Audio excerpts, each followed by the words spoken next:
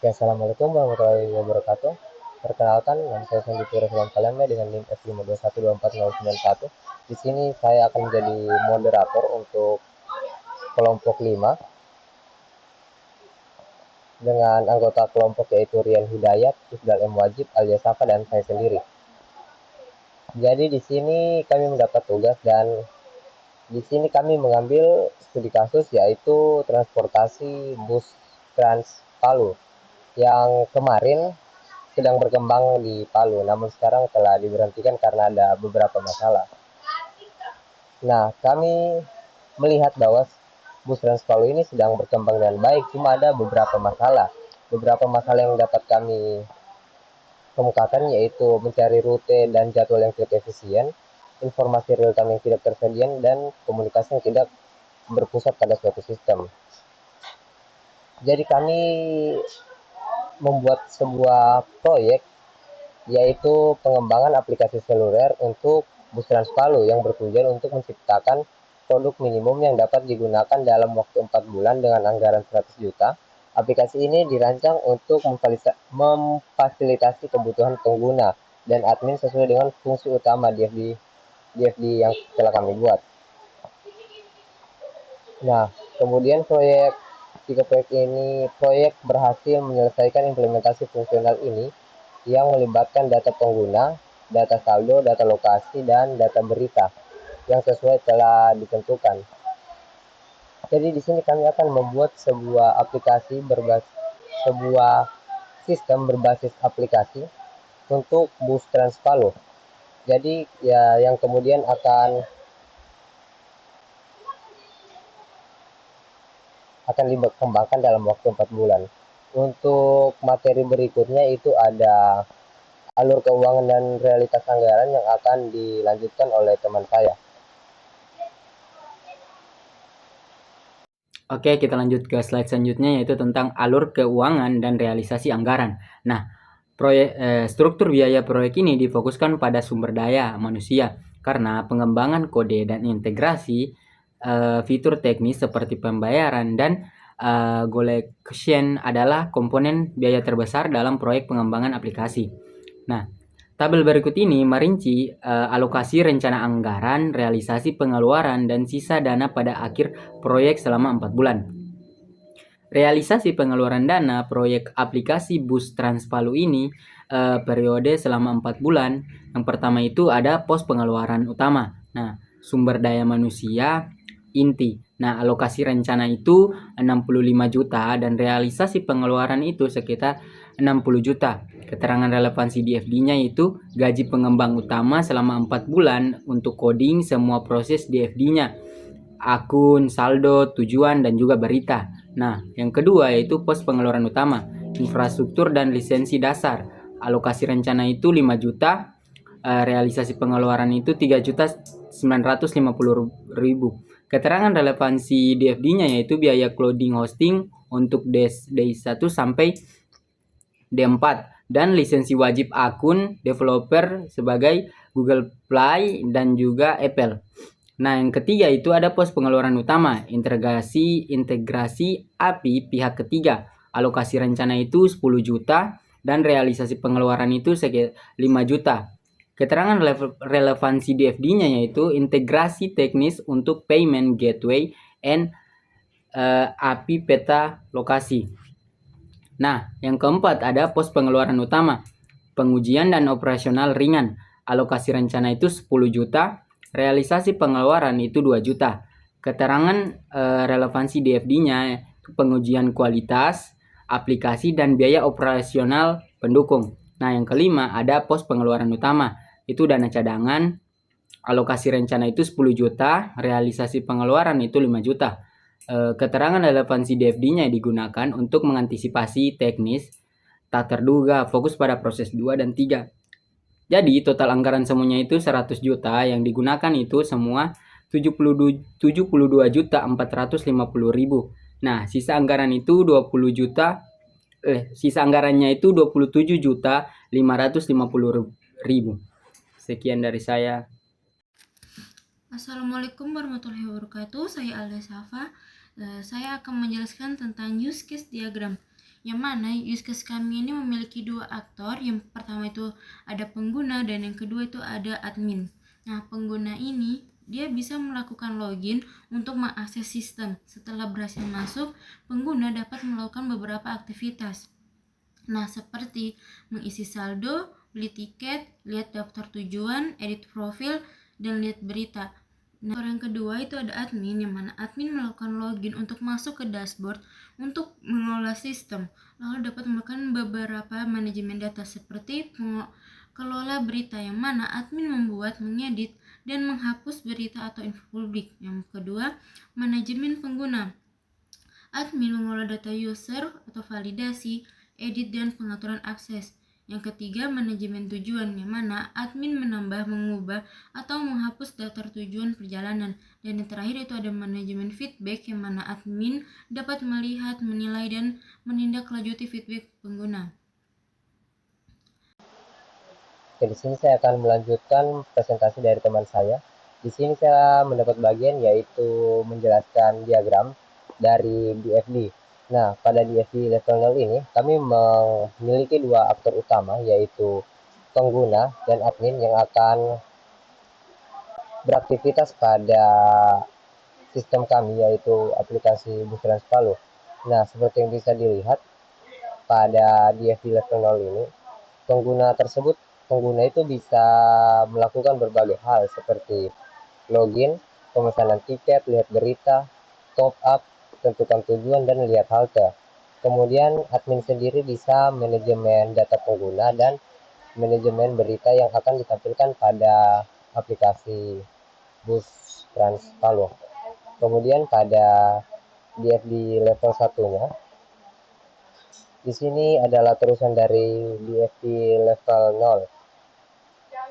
Pengguna itu bisa login dan edit profil pada sistem akun dan dia akan mengakses data pengguna. Nah, data pengguna ini bisa dikelola oleh admin.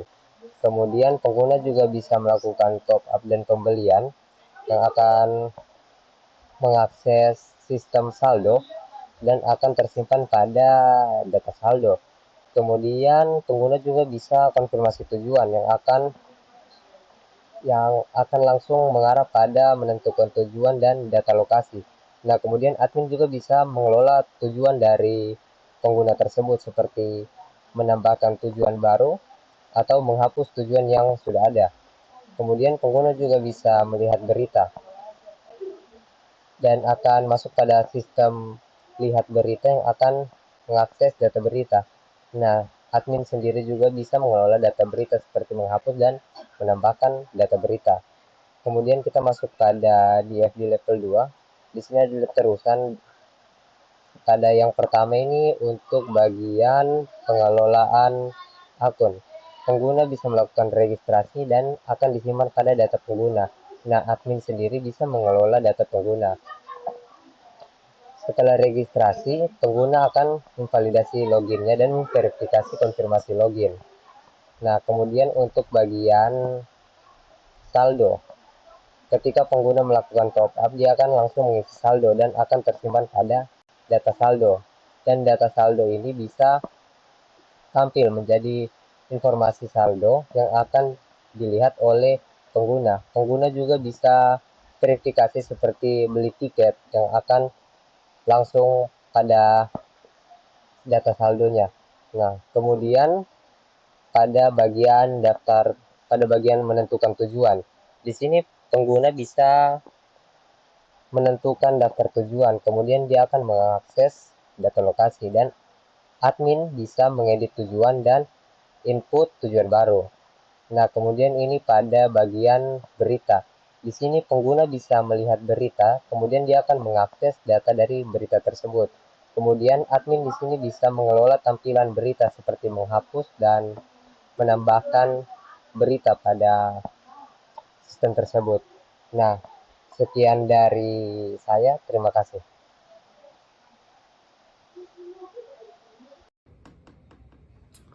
Nah, Assalamualaikum warahmatullahi wabarakatuh. Nama saya Lin Hidayat. Saya akan melanjutkan dari teman-teman saya sebelumnya yang dimana mereka membahas mengenai tanggal dan proses keuangannya. Nah, di sini saya akan membahas tentang desain dari Figma kami. Yang kami buat, di mana di sini Transpalu. Kenapa kami membuat Transpalu ya? Saya melihat adanya bus-bus di Palu itu kurangnya akses atau kurangnya informasi mengenai jalur-jalur yang akan mereka lewati. Nah, jadi kami berinisiatif untuk membuat agar informasi tersebut tersampaikan langsung oleh pelanggan yang ingin ikut di bus tersebut. Nah, di sini langsung saja di mana desainnya. Di sini ada logo start, terus login. Nah, di sini ada rincian rute, yang dimana di sini rute-rute dari setiap bus atau bus-bus yang akan melewati rute tersebut kami sudah memaparkan di sini. Jadi si pelanggan ini tidak perlu khawatir mengenai rute tersebut. Jadi dia bisa langsung mengetahui dari aplikasi ini. Nah, terus juga ada tampilan dashboard. Di sini ada informasi mengenai saldo, terus isi saldo. Nah, seharusnya di sini kami menyediakan fitur scan, yang dimana itu langsung scan barcode dari bus tersebut. Karena keterbatasannya waktu, kami belum sempat membuat. Terus juga sibuknya. Nah, di sini ada registrasi, beli tiket maksudnya. Jadi si pelanggan ini membeli tiket dari aplikasi kami, sehingga ketika dia masuk dia tidak lagi untuk men-scan tersebut. Jadi masuk memperlihatkan hasil bukti tiket tersebut dan langsung keluar. Nah, terus juga ada informasi dan berita-berita terkini. Ada info lanjut mengenai kami, media kami. Nah, terus di sini ada profil, yang dimana itu ada ubah password, riwayat perjalanan, saran, bahasa, dan pusat bantuan, terus keluar dan lain sebagainya. Terus juga ada berita-berita yang terupdate, contohnya misalnya bus kali ini ada di mana atau pembuatan bus di mana. Nah, langsung saja kita masuk ke prototype-nya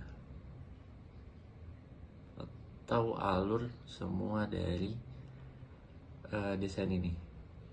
Oke, sedikit nge-lag ya. Nah, di sini tentunya kita harus masuk login sebagai pengguna. Nah, langsung saja klik saja. Terus ini kita login. Anda bisa masuk dengan Facebook, terus Google, atau daftar kalau juga jika belum punya akun. Nah, login. Nah, langsung diarahkan ke dashboard. Selamat datang Rian Hidayat. Oke, di sini ada informasi saldo, isi saldo, kirim hadiah, beli tiket, dan lain sebagainya. Ada informasi tujuan, berita terbaru dari aplikasi ini. Kenapa ini? Nah, info lebih lanjut mengenai berita-berita kami. Terus ada Universitas Taloako. Kita bisa melihat dari mana saja bus-bus ini bisa melewati rute-rute tersebut. Oke, lanjut ke lokasinya.